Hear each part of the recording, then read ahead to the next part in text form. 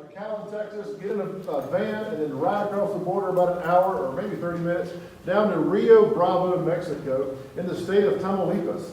Tamaulipas is one of the states of Mexico. It borders the Gulf of Mexico, and as it would be, the Gulf Cartel, and that's drug cartel, ran that part of Mexico. Well, not everybody was happy about that, so the Zetas cartel also tried to have an influence in that area. And the Zetas are former Mexican special forces who formed a cartel. And of course, our American special forces trained them on how to do stuff. Anyway, that's another story for another day. Right? So we're in Mexico, and we have a van full of adults and teenagers, and everywhere we go, we have to go through a drug cartel checkpoint. And by drug cartel checkpoint, I mean men and boys with guns, like everywhere. And they'll stop you on the road, and they'll look in your car, and they want to see some paperwork. And if it's at night, you have to put your hands up on the seat and on the dash of the vehicle, and they shine a light in your vehicle, and they're looking around to see if you have anything. They actually had us write the word in Spanish for deaf on the side of our van so that they could easily see us, and they would just let us go right on through. If you've never led a trip before, or you've never had to go through one of those things before, it's a little disconcerting because you have the life of teenagers and adults sort of kind of in your hands, and you're responsible for them. You're supposed to bring them home safe, but you're going through a drug cartel checkpoint. In those moments, you know if Jesus is king or not, right? You're either going to trust in Jesus at that moment that he's big enough to handle that, or you're just going to freak out and try to run away. I don't know. We stayed in the van, thankfully. We worked with a pastor named Ephraim, and Ephraim was a Methodist pastor. He was a kind and gentle man who ran a school for deaf children there in Rio Bravo. And Ephraim had to go through the drug cartel checkpoints all the time. And one night, he goes through a cartel checkpoint, and the cartel asks him to do something. And he's about to respond, but he stops. And here's what he says. God has allowed you in my life as the authority right now. God has allowed you to be in charge for this moment in time. You are the authority in our city. And because God has ordained that you are the authority in our city right now, I'm going to do what you are asking me to do. Which of course pleased the cartel. But then Ephraim added this. I just want you to know that there is a day of judgment coming where God will judge you for how you live your life. And so I just want you to think about what you're doing in these days. Ephraim said the guy's eyes got like that. Because you can be in the cartel, but you also have some respect for Catholicism and God at the same time, right? And that's a dangerous mix, first of all. But the guy had enough fear of God to know the truth of what Ephraim said, and it shook him. And he just let Ephraim go right on through. He's like, okay, you can leave now. We don't want any of your money. We don't want anything you have. Just get out of here and leave me alone. Well, what does Mexico have to do with Reno, right? In 1 Peter, as we've said, Peter is writing to a group of scattered Jewish followers of Jesus, maybe mixed in with some Gentile followers of Jesus, who are living in what we know as Western Turkey, and they have been scattered out of Jerusalem, and they're living as foreigners and strangers in a strange place, the Roman Empire.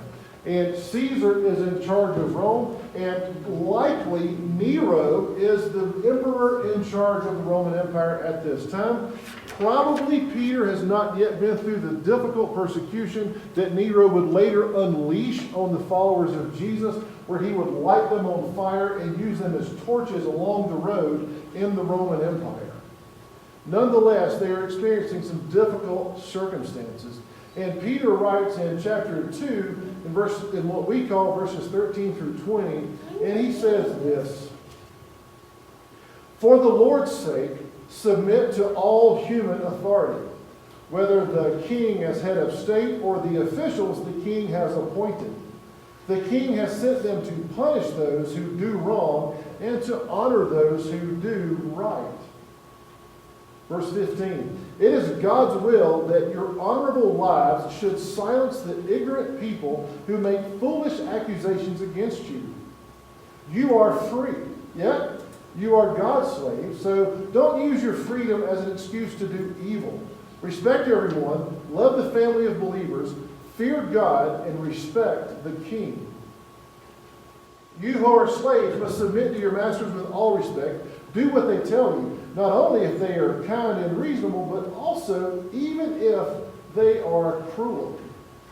For God is pleased when, conscious of his will, you patiently endure unjust treatment. Of course, you don't get credit for being treated if you are beaten for doing wrong, but if you suffer for doing good and endure it patiently, God is pleased with you. Wow! We are living in the middle of COVID-19, whatever that is, right? And we have been asked to do certain things by our governor, our president, our ruling officials, if you will. And if you're like me, sometimes you wrestle with what part of this should I obey and should I not obey some of it, right? I don't like wearing masks at all. It bothers me for all kinds of reasons. And yet, I'm wearing a mask other than when I'm preaching. So what do, right? Peter was not ignorant of the fact that his people he's writing to are living in the Roman Empire, where Caesar is declared to be God and he is worshipped as God. You have to declare allegiance to Caesar. You have to pay homage to local lesser gods, if you will. You have to pay certain monies to certain things. And if you wanted to have a business, you had to do things a certain way and appease or the local officials and pay homage to the gods and blah, blah, blah, blah, blah. Cult worship, temple prostitution at the pagan temples of the Roman Empire. And as a Jew and as a Jewish follower of Jesus, idolatry just was not an option. Right? You're not going to declare Caesar to be God in one breath and then claim Jesus to be God with the other breath, because Paul told the Romans, it is only by the Spirit of God that you're able to say Jesus is Lord. Nobody by the Spirit of God will say Jesus is accursed. And so Peter understands they're living in difficult circumstances, and yet we have his counsel here given by the Holy Spirit about how to live in a difficult circumstance. And we just have one point this morning, really it's short, and it's this. Christ-centered disciples know that God's glory and God's will is why we live loud by doing right. Let's walk through this. Look with me in verse 13. What is Peter's motivation? What is he trying to communicate to these people as the reason that they should obey the human authorities? What does he say? For the Lord's sake. For the Lord's sake. Wow. Not because Caesar said to do it, not because I want you to live an easier life, and so if you just obey what the ruler says, you'll have an easier life. Peter says, for the Lord's sake. For the sake of Jesus, the Messiah. Because of Jesus the Messiah, I want you to live a certain way, or to be a certain way, or to have a certain attitude. For Jesus' sake. Why would he say that? Well, we've already stated, and we saw last week, that they're already under scrutiny.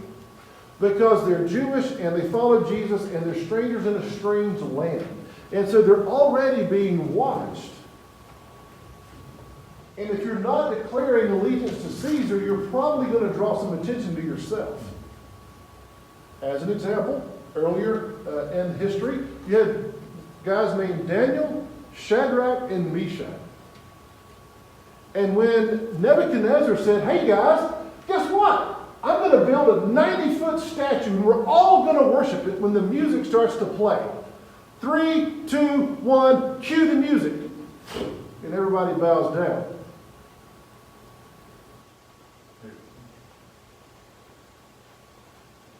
What are you three doing? Right? Because they didn't bow down. And they said, Nebuchadnezzar, we're not going to bow down to your statue. And, Yeah, I get that you're going to throw us in the furnace and try to burn us like bacon. That's fine. We're still not going to bow down to your statue. We're going to honor the living God with our life. So burn us if you want, but we're not going to bow down. Okay, let's do a little McDonald's here. Have it your way. Into the furnace you go. He cranks up the heat on the furnace. It burns some of the guards around the furnace. It's so hot. And Nebuchadnezzar is just watching and waiting for the ashes to form in 3 little Jewish piles right there. Except it didn't happen.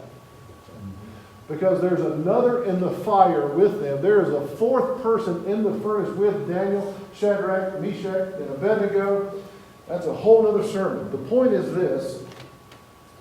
For the Lord's sake, Daniel, Meshach, and Abednego said, we're not going to worship your idol.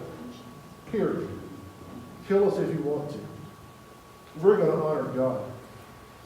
And so Peter is writing to these people here, and he says, for the honor of the Lord, to put the spotlight on Jesus, for the glory of God, and so that everybody is really clear that Jesus is the greatest thing in our life.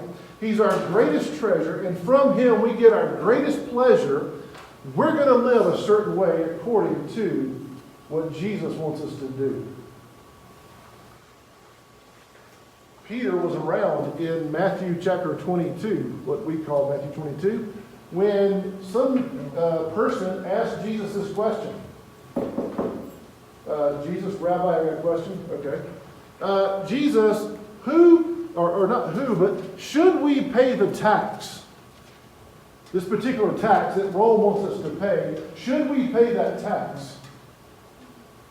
Jesus is like, okay, go get me a fish. And he gets a fish, and inside the fish's mouth there's a coin, and Peter takes it out.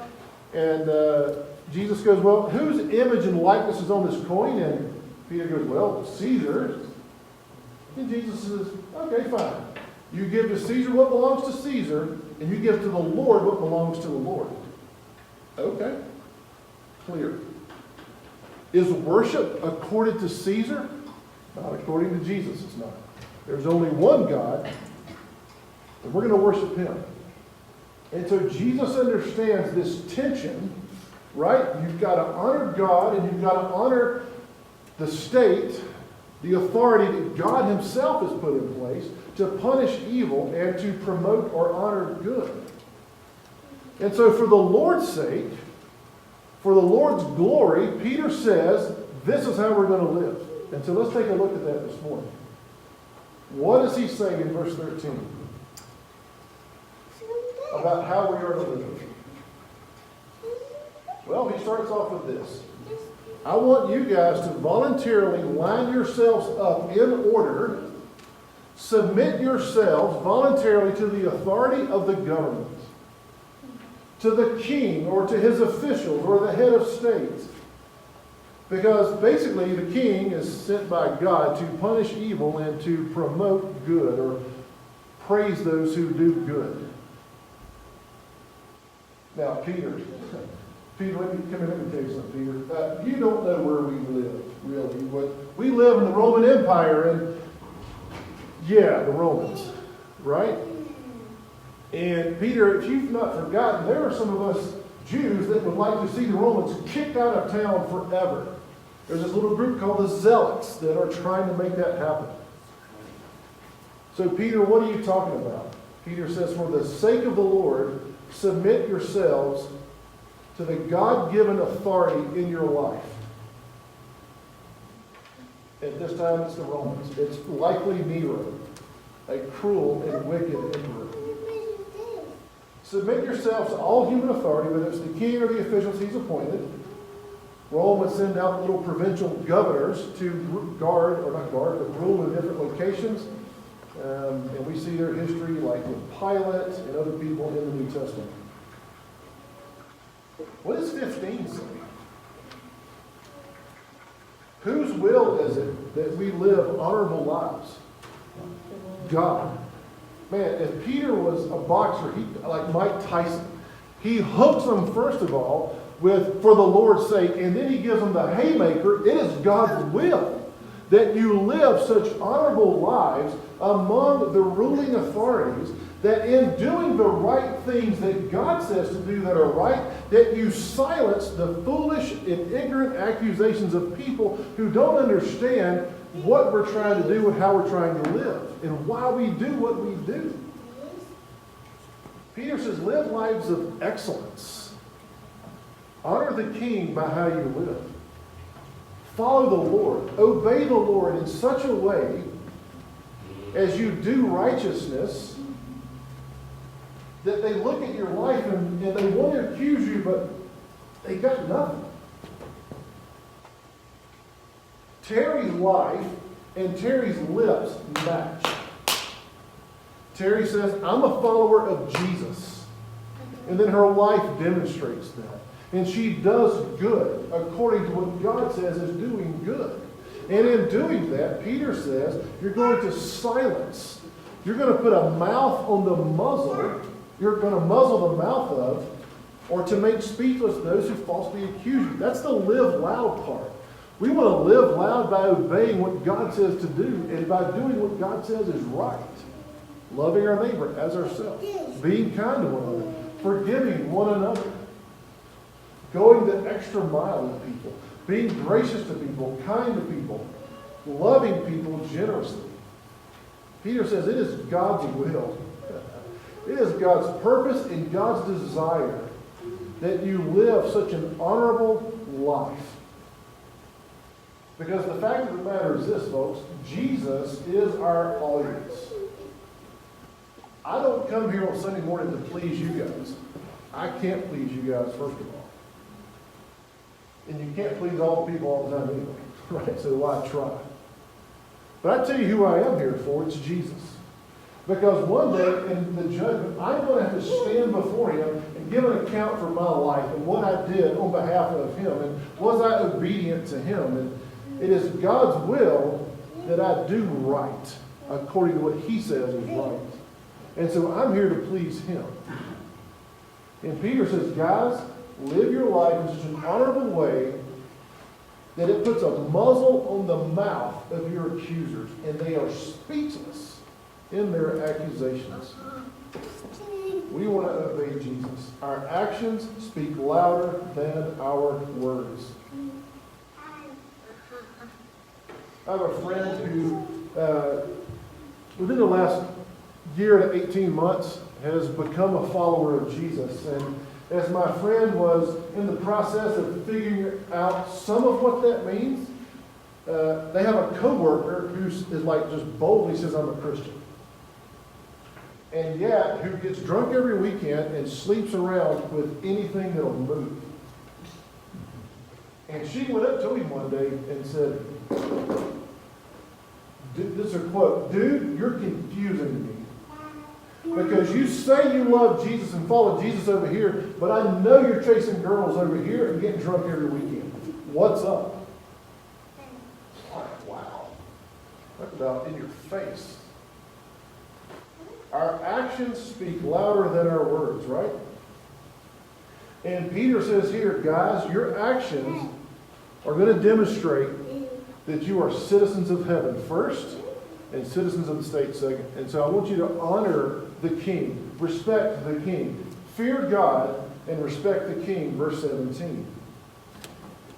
Man, how do you do that, right? Daniel was like, yeah, we're good, Nebuchadnezzar. We're fine eating some of your food, and we're fine learning about all Babylonian stuff.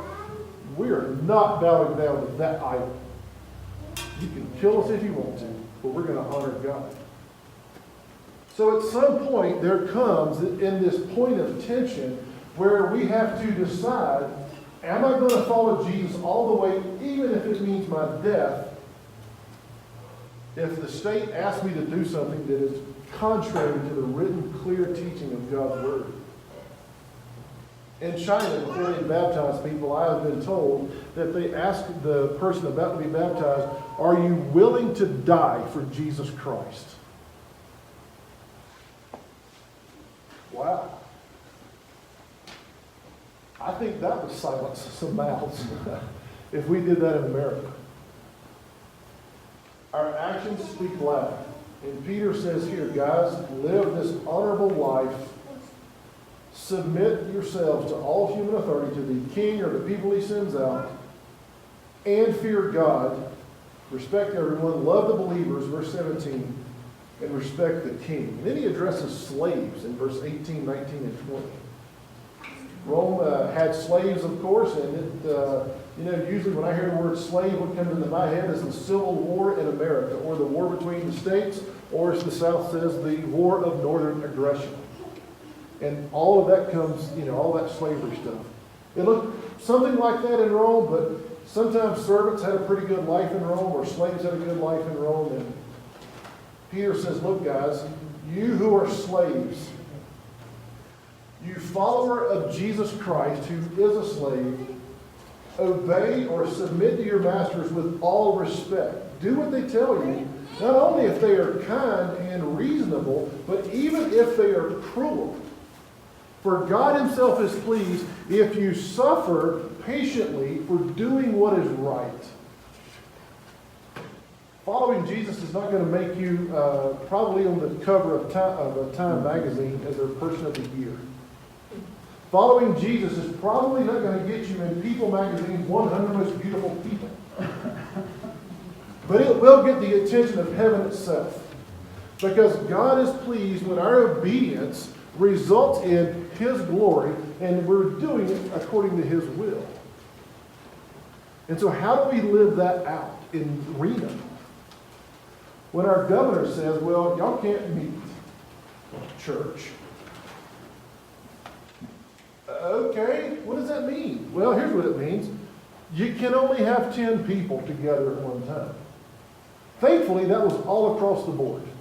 Early on in the COVID stuff, 10 people, it didn't matter if you were at the park, in your house, at church, at Home Depot, if it was even open, you could just have 10 people. And then things opened up, and all of a sudden Home Depot, Walmart, Smith's, and the casinos could have more than 10 people. And the church could have 50 people. Why are we different than Olive Garden? I would love to know, honestly, if we are different. And so the church is being treated in what seems like an unfair way. And so how do we fear God and respect our governor and our presidents and live this out? Well, some lawyers tell me that the governor and the president have the authority, constitutionally speaking, to say how we can meet, but not that we can meet. Does that make sense? They can tell us, hey, you need to make some adjustments because we're in this public pandemic thing, but they can't tell you not to meet. Okay.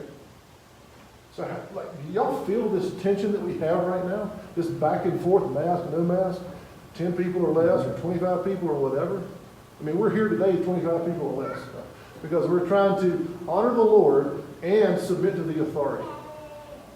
But if the authority said you cannot meet and you cannot worship Jesus Christ, I think I'm going to be with Daniel.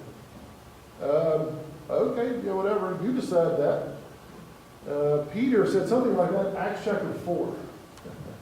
When the 70 ruling men of Israel, the Sanhedrin, said, shut up! Shut up about this Jesus guy. We're sick of hearing about him. We don't want to hear it anymore, so just shut up. I don't think Peter and John really listened a whole lot to that. I think they had respect for the Sanhedrin. I think they had fear of God. And so they just kept talking about Jesus. And the Sanhedrin came knocking one day, we're going to whip you now, and we're going to lock you up.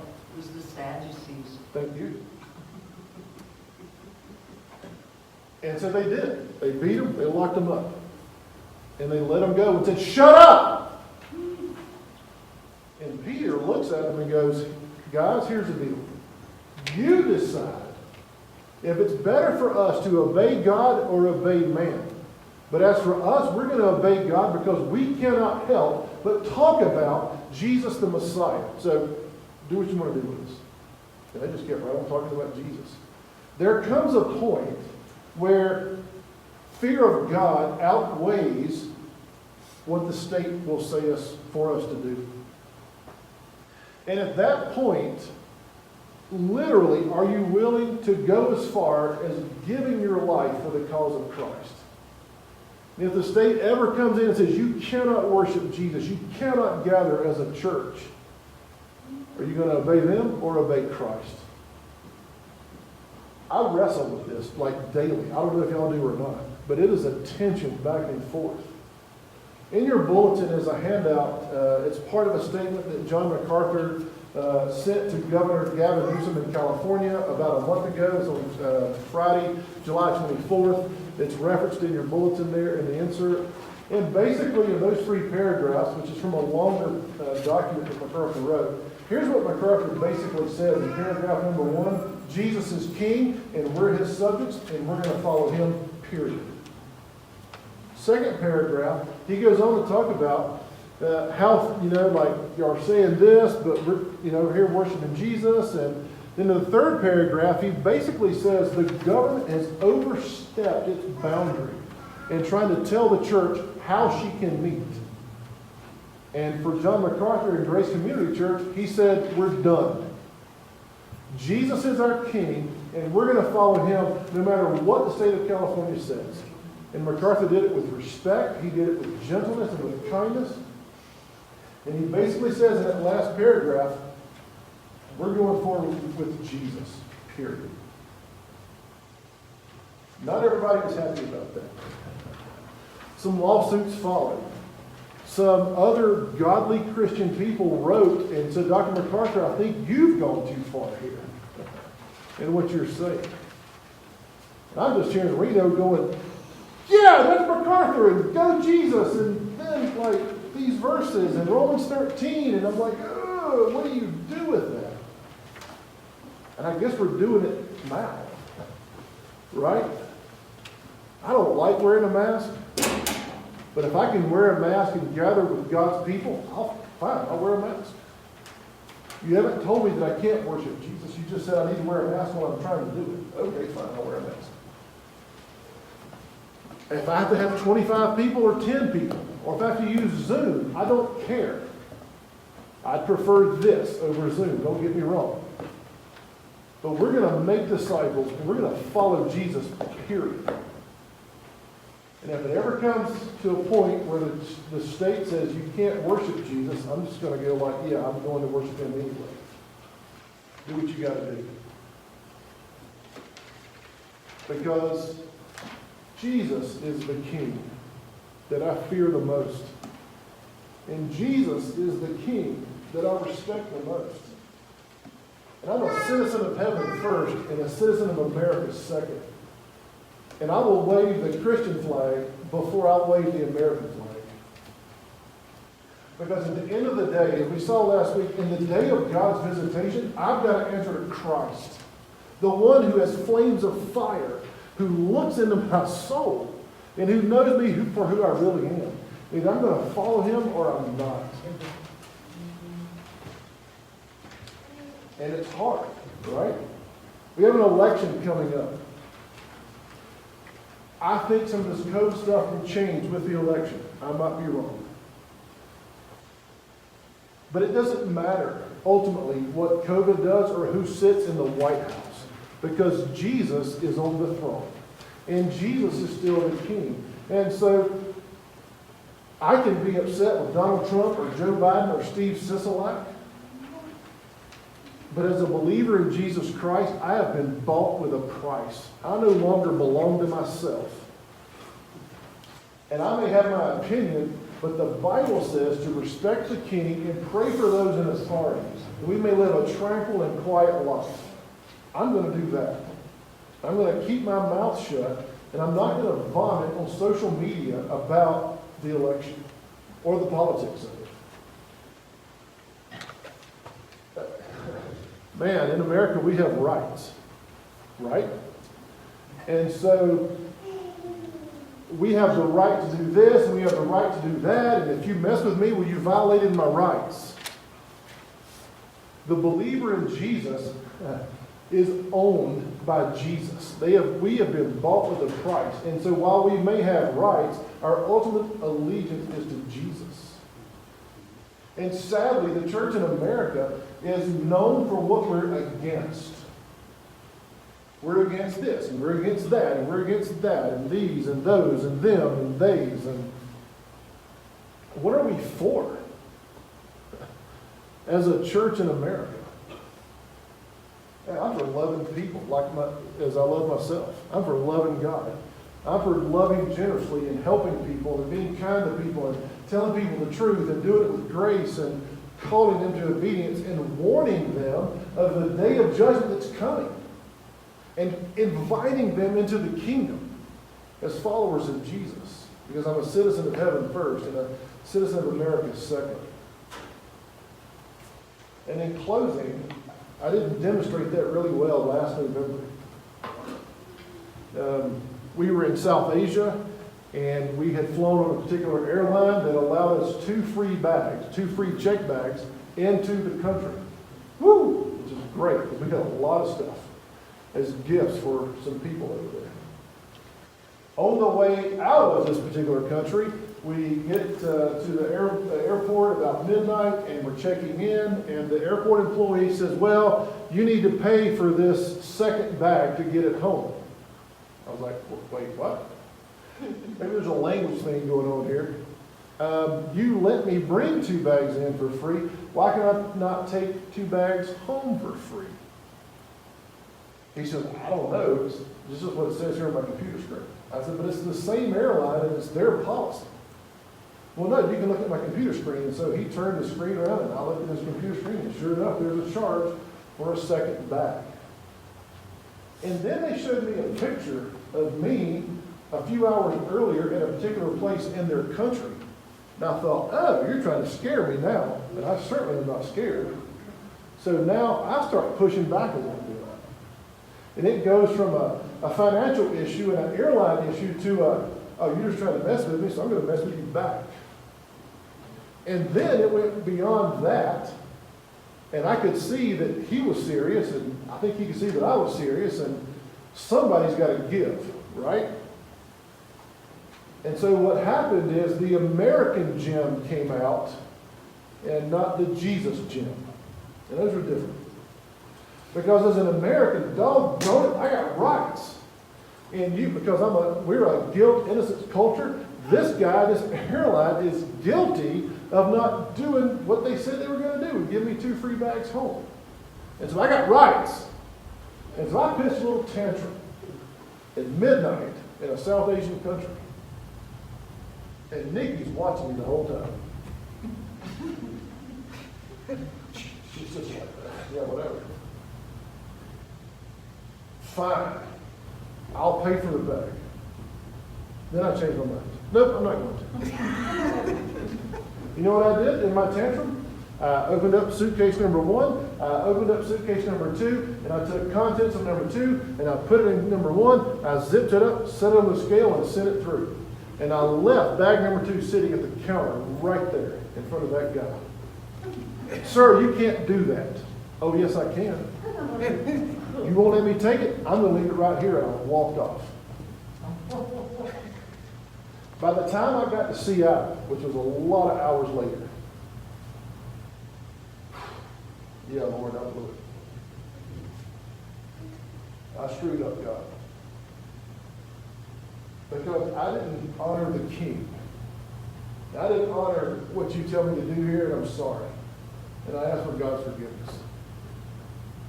And as I look forward in about a month to going back to this same country, I hope they let me in. But if they don't, I'll have some regret over my idiocy and my American Jim instead of the Jesus Jim showing up that day. Because at midnight that night, it was about the glory of Jim. It wasn't about the glory of God. It was about the will of Jim. It wasn't about the will of God. And I was living loud, but I wasn't silencing any accusations. I was just adding fuel to the fire. Them to go, Americans think they're entitled and blah, blah, blah, blah, blah. Instead of them going, man, Americans are awesome. Maybe that Jesus is real. how we live matters. And until we come to a point where the state asks us to do something that violates clearly God's word, I think Jesus' word to us is obey those in authority. That's hard sometimes. But this is what Jesus says to us this morning. And what are we going to do with it? Are we going to obey? Or are we going to not obey and just give people another reason to talk about the church of Jesus Christ? Y'all wrestle with this stuff? Y'all think about this stuff? You got an opinion on this? It's hard. Ultimately, we have got to bring our opinions to Jesus and go, Lord, what do I do here? Help me. I want to give you glory, and I want to live according to what you say. I want to do good according to what you say is good. I want to be a citizen of heaven first, and I want to live in such a way that people see how I follow you and they give you glory. So, Lord, help me.